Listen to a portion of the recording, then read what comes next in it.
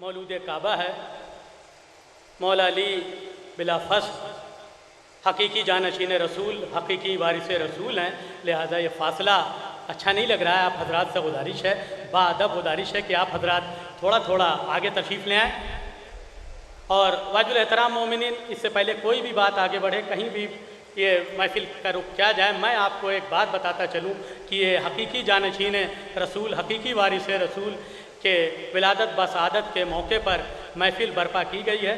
और इस महफिल में बहुत आलमगीर शोहरत के हामिल शायर अहले बैत अपने मज़लूम नज़राना अक़ीदत पेश करेंगे। लेकिन मैं आपको एक बात अपने नैयर मजीदी साहब की सुनाता चलूँ कि वो कहते हैं कि गर हो कभी फ़ज़ाइल हैदर पर गुफ्तगू। जहाँ तक मेरी आवाज़ जा रही हो, जो लोग भी यहाँ बैठे हैं, बाअदब बड़ी मादरत से भाई का एक शेर मैं सुना दूँ कि वो कहते हैं कि गर हो कभी फ़ज़ाइल हैदर पर गुफ्तगू, हर आदमी को चाहिए औकात में रहे। और वाजिबुल एहतराम मोमिनीन, जैसा कि मैं खुद ऐलान कर रहा था कि इस महफिल को वर्ल्ड के मायनाज खतीब सरकार खतीब अकबर अलहाज अली जनाब मौलाना मिर्ज़ा मोहम्मद अतहर साहब क़िबला ख़िताब फरमाएंगे। लेकिन हम सभी जानते हैं कि उनकी तबीयत कभी 19 कभी 20 चला करती है। उनके सीने में कुछ दर्द है और बुखार है, इस वजह से वो इस महफिल को ख़िताब नहीं करने आ सके। लिहाजा आप हज़रात से पहली तो गुजारिश है कि उनकी सेहत के लिए दुआ करते रहिएगा कि इंशाअल्लाह जब अगले साल ये महफिल बर्पा हो तो इस महफिल को खतीब अकबर ही ख़िताब फरमाएँ। और दूसरी बात वाजिबुल एहतराम मोमिनीन, जो बात हो बिल्कुल क्लियर कट और साफ वो होनी चाहिए। मैं आपको बताता चलूँ कि मैंने खतीब अकबर की महफिलों से, मजलिसों से जो सीखा है, मैं वो एक शेर सुना के वाज़े कर दूँगा। और वो इसलिए भी ज़रूरी है कि पूरी दुनिया ये समझ ले कि हमारी महफिलों से, हमारी मजलिसों से जो मैसेज जाता है वो खतीब अकबर की निगाह में किस ढंग से जाना चाहिए और कैसा होना चाहिए। मेरे हिसाब से या मेरे नज़रिए से, मेरे पॉइंट ऑफ व्यू से, मेरे ज़ाविये से वो मैसेज उनकी महफिलों का और मजलिसों का सिर्फ यही है कि पेशे निगाह सीरते खैरुन नबी रहे, पेशे निगाह सीरते सिब्ते नबी रहे। हमारी महफिलों का भी यही मैसेज है। और यकीन मानिए मैंने जो खतीब अकबर से सीखा है वो भी यही है कि पेशे निगाह सीरते सिब्ते नबी रहे, आपस में इख्तलाफ न हो, दोस्ती रहे, और आँखों के आईनों में हो तस्वीर करबला, शब्बीर की सना में ज़बां बोलती रहे। और वाजिबुल एहतराम मोमिनीन, इस महफिल को खतीबुल इरफान अलहाज अली जनाब मौलाना मिर्ज़ा मोहम्मद अशफाक साहब क़िबला ख़िताब फरमाएंगे। वो एक बहुत ही अच्छे और आला दर्जे के आलमगीर शोहरत के हामिल शायर अहले बैत भी हैं। वो कहते हैं बिल्कुल महफिल के मुनासिबत से और लोगों की वो जो गलत फहमी है कि हम जन्नत कैसे जाएंगे, खतीबुल इरफान ने बड़े ही मामूल पर एक दो लाइनों में ये बात वाज़े कर दी कि जिना मिलेगी यूं ही दोस्ताने हैदर को। जो लोग ये सोचते हैं कि गुलामाने अली और गुलामाने हैदर जन्नत कैसे जाएंगे, वो सुने खतीबुल इरफान क्या कहते हैं कि जिना मिलेगी यूं ही दोस्ताने हैदर को कि जैसे होती हैं मजलिस में रोटियां तकसीम। वाजिबुल एहतराम मोमिनीन, इस कदीमी महफिल को अब खिताब फरमाएंगे सरकार खतीबुल इरफान अलहाज अली जनाब मौलाना मिर्ज़ा मोहम्मद अशफाक साहब क़िबला। बावाज़ बुलंद नारे सलवात। या अली कहने को गो शेख ने बिदत जाना, या अली कहने को गो शेख ने बिदत जाना, मैं ना खामोश हुआ, मैंने पुकारा 100 बार। हज़रात उलमाए किराम, मुअज़्ज़ज़ शुअरा और मोहतरम सामीन, जैसा कि ऐलान था महफिल में बरादर मोहतरम मौलाना अतहर साहब क़िबला तकरीर फरमाने वाले थे, मगर चूँकि कुछ तबीयत नासाज है, हालांकि अभी 12वीं रबीउल अव्वल को घर पर उन्होंने महफिल पढ़ी, कुछ मामूली से बुखार आ गया, उसकी वजह से थकान है, तो मैं तो शिरकत के लिए हाज़िर हुआ। और मैं ये चाहता था और ऐसा हुआ भी है कि अज़ीज़म हुज्जतुल इस्लाम मौलाना जाफ़र अब्बास साहब क़िबला तक़रीर करते तो बहुत ज़्यादा बेहतर था, मगर उन्होंने मुझसे इसरार किया, तो इस हद तक इसरार किया कि मुझे आपके सामने हाज़िर होना पड़ा। پہلی بات تو یہ ہے کہ مقاصدے میں تقریر نہیں ہوتی ہے بلکہ امتحان ہوتا ہے مقرر کا. یہ امتحان کا پرچہ ہے. اس لحاظ سے کہ یہاں پر ہم لوگ مداحان اہل بیت کا کلام سننے کے واسطے حاضر ہوتے ہیں، اور ظاہر ہے کہ وہ لوگ جو مدح اہل بیت کرتے ہیں ان کا بڑا درجہ ہے، بڑا مرتبہ ہے، بڑی منزل ہے. حضرت نے ارشاد فرمایا امام جعفر صادق علیہ الصلوۃ والسلام نے کہ من قال بیتا فینا بنى اللہ لہ بیتا فی الجنہ. جو ہمارے لیے ایک بیت کہتا ہے، جو ہمارے لیے ایک شعر کہتا ہے، بنى اللہ لہ بیتا فی الجنہ، اللہ اس کے لیے جنت میں ایک گھر بناتا ہے. آپ ملاحظہ فرما رہے ہیں. تو یہ تو پہلے ہی طے ہو چکا ہے کہ اگر اللہ کا معاملہ ہے تو اہل بیت بتائیں گے، اور اگر اہل بیت کا معاملہ ہے تو اللہ بتائے. اور فرمایا آپ نے اہل بیت کا اٹھنا بیٹھنا سونا جاگنا، آغاز انجام، بچپن نوجوانی جوانی بڑھاپا صلح و جہاد، پوری حیات طیبہ رضا الہی کے سانچے میں ڈھلی ہوئی. اہل بیت نے کوئی کلام ہی نہیں کیا مگر یہ کہ اس میں حمد خدا ہے اور خداوند عالم کی تعریف ہے. اپنے خطبات کے ذریعے سے، اپنی دعاؤں کے ذریعے سے، اپنے کلمات کے ذریعے سے، اپنے ارشادات کے ذریعے سے خدا کو پہچانوایا ہے اس خانوادے نے، اس گھرانے نے. یہی معصوم نے ارشاد فرمایا کہ بنا عرف اللہ و بنا عبد اللہ، ہمارے ذریعے سے اللہ کی معرفت حاصل کی گئی، ہمارے ذریعے سے اللہ کی عبادت کی گئی. جتنا جتنا انسان اہل بیت سے قریب ہوتا جائے گا اس کا ذوق عبادت بڑھتا جائے گا. اور فرمایا آپ نے ذوق سجدہ بڑھتا جائے گا. یہ بھی پیغمبر نے کہا کہ یا علی حبو کا تقوی و ایمان، اے علی تمہاری محبت تقوی ہے اور تمہاری محبت ایمان ہے. یعنی علی کی محبت کھینچ کے اس طریقے سے انسان کو لاتی ہے کہ وہ مومن بھی بن جاتا ہے اور متقی بھی بن جاتا ہے. محبت مومن بناتی ہے، محبت متقی بناتی ہے. تو خدا کو پہچانوایا محمد و آل محمد علیہ الصلوۃ والسلام نے.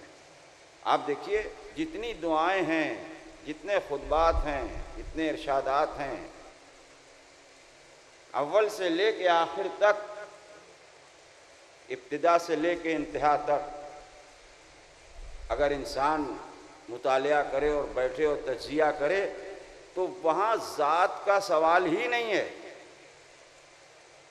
جو کچھ ہے اللہ کے لیے ہے، جو کچھ ہے رضا الہی کے لیے ہے. جناب امیر کی گفتگو ہی شروع ہوتی ہے الحمدللہ سے، اور فرمایا آپ نے الحمدللہ الحمدللہ ہے، الحمدللہ الذی، اور اس کے بعد تو جو سمندر ہے وہ جاری ہے. اور یہ الحمدللہ آپ کو معلوم ہے کیا ہے؟ امام جعفر صادق علیہ الصلوۃ والسلام نے ارشاد فرمایا کہ انسان کا یہ فریضہ ہے کہ اگر اس کو اللہ کی طرف سے کوئی نعمت ملے تو کم از کم ایک مرتبہ الحمدللہ تو کہے. آپ غور فرمائیے، اگر اللہ کی طرف سے کوئی نعمت ملے تو حضرت فرماتے ہیں کہ انسان کا فریضہ ہے کہ جب اس کو خداوند عالم کی طرف سے کوئی نعمت ملے تو کم از کم وہ ایک مرتبہ الحمدللہ تو کہے. اور پھر اس کی تشریح فرماتے ہیں کہ تم کو یہ معلوم ہے کہ الحمدللہ کیا ہے اور الحمدللہ کا مفہوم کیا ہے اور الحمدللہ کی بلندی کیا ہے. الحمدللہ کی عظمت کے بارے میں فرماتے ہیں کہ اگر ساری کائنات کا ذرہ ذرہ مل کے اللہ کی حمد کرے، سب مل کے اللہ کی حمد کریں، اللہ کی تعریف کریں، اللہ کی ثنا کریں، تو وہ سب مل کے بھی الحمدللہ کے دائرے سے باہر نہیں جا سکتے ہیں، اسی دائرے میں رہیں گے اور اسی حمد کے دائرے میں. اور فرمایا آپ نے تو یہ ہے. اور ادھر قرآن انہیں پہچنوا رہا ہے. یہ اسے پہچنوا رہے ہیں, وہ انہیں پہچنوا رہا ہے. ان کو کائنات میں اسی لیے بھیجا گیا کہ ان کو دیکھتے جاؤ اور اللہ کو پہچانتے جاؤ کہ جب بندہ ایسا ہے تو خدا کیسا ہوگا, جب عبد ایسا ہے تو معبود کیسا ہوگا. اور اسی پہچنوانے کے سلسلے میں جدار کعبہ بھی شق ہوئی کہ فاطمہ بنت اسد کعبے میں اس دروازے سے نہیں آئیں گی جو کعبے کا عام دروازہ ہے. خاص مہمان آ رہا ہے تو نیا در بنے گا, جدار حرم دروازہ قائم کر دے گی تاکہ علی ابن ابی طالب السلام.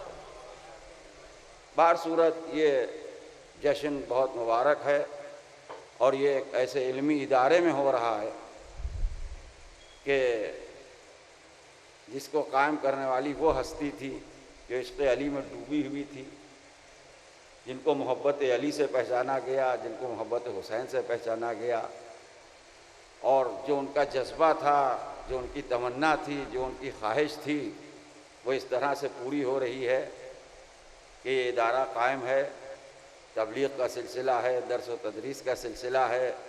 ماشاءاللہ صاحبزادگان تمام دینی خدمات انجام دے رہے ہیں, تو اجر ہی اجر ہے, ثواب ہی ثواب ہے. اور یہ جو ہمارے مدارس ہیں یہ سمجھیے مستحکم قلعے ہیں ولایت علی ابن ابی طالب علیہ السلام کے واسطے. یہ مدرسے نہیں ہیں, یہ قلعے ہیں جن سے ٹکرا ٹکرا کے دشمن کا سر پاش پاش ہو جاتا ہے اور کوئی کچھ بگاڑ نہیں سکتا. علم مرکز ہے. اور اکثر لوگ کہتے ہیں کہ کھل کے نہیں کہا تھا رسول اللہ نے, کھل کے نہیں کہا تھا. جب خلافت وغیرہ کی بات آتی ہے تو بعض لوگ کہتے ہیں کہ کھل کے نہیں کہا تھا. اس کا مطلب ہے کچھ نہ کچھ کہا تھا, جب ہی آپ کہہ رہے ہیں کہ کھل کے نہیں کہا تھا. یعنی عجیب بات ہے کہ علی کے مسئلے میں اگر کوئی اعتراض کا پہلو نکالنا چاہتا ہے تو اسی کے اندر مدح کا پہلو نکال آتا ہے. لوگوں کا یہ کہنا کہ کھل کے نہیں کہا تھا, اس کا مطلب یہ کچھ تو کہا تھا, کچھ سمجھ میں آیا. اور فرمایا آپ نے کھل کے نہیں کہا تھا. خیر اس کے جوابات تو بہت ہیں. بھائی خلافت کے لیے کھل کے نہیں کہا تھا, علم کے لیے تو کھل کے کہا تھا, یا اس میں بھی آپ کنفیوز ہیں؟ علم کے لیے کس کا پتہ بتایا تھا, کس کے لیے کہا تھا کہ انا مدینۃ العلم وعلی بابها من اراد العلم فلیات الباب. میں علم کا شہر ہوں اور علی اس کا دروازہ, جسے علم کی تلاش ہو وہ دروازے سے آئے. بس عزیزان محترم اس ٹکڑے پر غور کیجئے, جسے علم کی تلاش ہو وہ دروازے سے آئے. آج دنیا میں جتنی دہشت گردی ہے, جتنا فساد ہے, جتنا ہنگامہ ہے, جتنی خونریزی ہے, جتنی تباہی ہے, جتنی بربادی ہے, جتنی ناکامی ہے, جتنی نامرادی ہے, اس کا سبب یہ ہے کہ زمانے نے علم کے دروازے کو چھوڑ دیا. نتیجہ یہ ہوا کہ علم گھٹ گیا اور جہالت کام ہو گئی. جتنا جتنا علم گھٹتا جائے گا دہشت گردی بڑھتی جائے گی, جتنا جتنا علم بڑھتا جائے گا امن قائم ہوتا جائے گا, سکون قائم ہوتا جائے گا. تو علم کی سب سے بڑی علامت اور علم کی سب سے بڑی پہچان اور علم کی سب سے بڑی شناخت ذات گرامی مولا کائنات حضرت علی ابن ابی طالب علیہ السلام. پوری کائنات مانتی ہے اور سارا زمانہ تسلیم کرتا ہے. تو کہا جاتا ہے کہ صاحب کسی فرقے کی بات نہیں ہے, کسی مذہب کی بات نہیں ہے, کسی شعبے کی بات نہیں ہے, ہر ایک علی کو مان رہا ہے, ہر ایک علی کو پکار رہا ہے, ہر ایک علی کو آواز دے رہا ہے, ہر ایک علی کو ڈھونڈ رہا ہے, ہر مذہب کا آدمی علی کی تعریف کر رہا ہے. تو اصل میں یہ آدمی کی ضرورت کی بات ہے. اور فرمایا آپ نے علی کی تعریف تو اللہ نے کی, علی کی تعریف رسول اللہ سے نے کی. تو اب اس سے بڑھ کے تو نہ کوئی تعریف کرنے والا پیدا ہو سکتا ہے اور نہ کوئی اس سے بڑھ کے تعریف کر سکتا ہے کہ جو اللہ نے علی کی تعریف کی اور رسول اللہ نے علی کی تعریف کی. تو ان دو ہستیوں سے بڑھ کے تو کوئی ہستی ہو نہیں سکتی. اب آپ کائنات میں کسی بڑے سے بڑے اسکالر کا نام لیجئے، فلسفی کا نام لیجئے، شاعر کا نام لیجئے، ادیب کا نام لیجئے، سیاسی لیڈر کا نام لیجئے، پوری دنیا کو چھانیے اور کھنگالیے اور کہیے کہ وہ فقیروں نے بھی پکارا اور ولیوں نے بھی پکارا اور ماہرین نفسیات نے بھی پکارا اور یہ اس علم والے نے بھی پکارا، اس علم والے نے بھی پکارا، اس صدی نے بھی پکارا، اس صدی نے بھی پکارا، جسے دیکھیے وہ علی کو مان رہا ہے، جسے دیکھیے وہ علی کو پکار رہا ہے، جسے دیکھیے وہ علی کی مدح کر رہا ہے۔ علی کا مقابلہ کون کر سکتا ہے؟ یہ علی کے فضائل کی بات نہیں ہے، یہ آپ کی ضرورت کی بات ہے۔ اور فرمایا آپ نے کہ دنیا کے جتنے ضروریات ہیں، اور فرمایا آپ نے دنیا کے جتنے مسائل ہیں، دنیا کے جتنے سوالات ہیں، تو اب کائنات میں ایسا تو کوئی طبیب ہوا نہیں اور ایسا تو کوئی ڈاکٹر ہوا نہیں۔ آپ دیکھیے آج کل طب کے شعبے میں انسان نے بہت ترقی کی ہے، لیکن یہ کہ ہر چیز کے ایکسپرٹ اور ہر چیز کے ماہر جو ہیں وہ الگ الگ ہیں، تو مختلف دروازوں پر جانا ہوتا ہے، مختلف لوگوں سے ملاقات کرنا پڑتی ہے۔ اسی طریقے سے علم کا معاملہ ہے، لیکن اگر سارے کا سارا علم کسی ایک مرکز کے اوپر سمٹ آئے اور یا کوئی ایسا ڈاکٹر ہو جس کے لیے کہا جائے کہ بھئی دنیا میں کسی قسم کا بھی مرض ہو، کوئی بھی بیماری ہو، کوئی بھی مرض ہو، آپ یہاں آئیے اور اس کا علاج ہو جائے گا اور آپ کو دوا ملے گی، آپ بتائیے اس سے زیادہ بھیڑ کسی کے مطلب میں ہو سکتی ہے؟ اس سے بڑا مجمع کسی دواخانے میں ہو سکتا ہے؟ یعنی سوال ہی نہیں پیدا ہوتا، جتنے لوگ بکھرے ہوئے ہیں وہ سب سمٹ کے اسی ایک دروازے کے اوپر آ جائیں گے، اس لیے کہ سارے ضروریات جو ہیں وہ تو وہیں پورے ہو رہے ہیں۔ تو اسی میں تو دشمن علی کی یہ شکست ہوئی۔ 1400 برس سے یہ لڑائی چلی آ رہی ہے کہ دنیا یہ چاہتی ہے کہ اس در سے جو مجمع ہے وہ چلا جائے، مجمع گھٹ جائے۔ بس یہ آخری جملے ہیں میرے، مگر 1400 برس کی تاریخ گواہ ہے کہ تاج کی بات نہیں، تخت کی بات نہیں، دولت کی بات نہیں، حکومت کی بات نہیں، سرمایہ کی بات نہیں، خزانے کی بات نہیں، سونے اور چاندی کی بات نہیں، کچھ بھی صحیح، کوئی دور ہو، کوئی صدی ہو، کوئی عہد ہو، کوئی زمانہ ہو، کسی کی شہنشاہیت ہو، کسی کی حکومت ہو، بھیڑ ہمیشہ در علی پر رہی، بھیڑ ہمیشہ در علی پر رہی۔ اور لوگ کہتے رہے صاحب یہ علی علی کیا ہے، ہماری سمجھ میں نہیں آتا ہے۔ بڑے بڑے خاندان نہ رہے، سلطنتیں نہ رہیں، حکومتیں نہ رہیں، خاندان نہ رہے، تاجدار نہ رہے، عمارتیں نہ رہیں، یہ تاریخ کا مزاج ہے۔ جو کچھ تھا وہ مٹ گیا، وہ ختم ہو گیا، وہ جواہرات خاک میں مل گئے۔ پورے پورے خاندان جنہوں نے صدیوں ملکوں کے اوپر حکومتیں کی، آج کوئی ان کا نام لینے والا نہیں ہے، آج ان کا کوئی ذکر کرنے والا نہیں ہے۔ دنیا میں کسی کو ان سے کوئی سینٹیمنٹل یا ایموشنل کوئی اٹیچمنٹ نہیں ہے، کسی ملک سے، کسی بادشاہ سے، کسی شہنشاہ سے، راجہ سے، مہاراجہ سے، سلطان سے، کسی خاندان سے، کسی گھرانے سے کوئی وابستگی نہیں، کوئی تعلق خاطر نہیں۔ اور کیجئے گا، مگر یہ کیسا شہنشاہ تھا، یہ کیسا سلطان تھا، دنیا کا وہ کون سا بادشاہ تھا کہ جس نے جو کی روٹی کھائی، جو خاک پر بیٹھا اور جس نے پیوندار لباس پہنا، لیکن کل بھی دنیا اسے پکار رہی تھی، آج بھی دنیا اسے پکار رہی ہے، صبح قیامت تک اسے پکارتی رہے گی۔ یہ کیا معاملہ ہے، یہ ہماری سمجھ میں نہیں آتا۔ یہ ایک جملے کا معاملہ ہے، سمجھنے کی بات ہے۔ آپ حیرت نہ کیجئے کہ بڑے بڑے گھرانے اور بڑے بڑے خاندان اور بڑے بڑے جواہرات والے اور تخت والے اور تاج والے مٹ گئے اور بھلا دیے گئے، مگر نسل انسانی علی کو نہ بھلا سکی۔ سبب صرف ایک ہے، جو اپنے لیے جیے وہ بھلا دیے گئے، جو کائنات کو سہارا دے کے زندہ رہا وہ کل بھی زندہ تھا، آج بھی زندہ ہے، صبح قیامت تک زندہ رہے گا۔ وآخر دعوانا ان الحمد للہ رب العالمین۔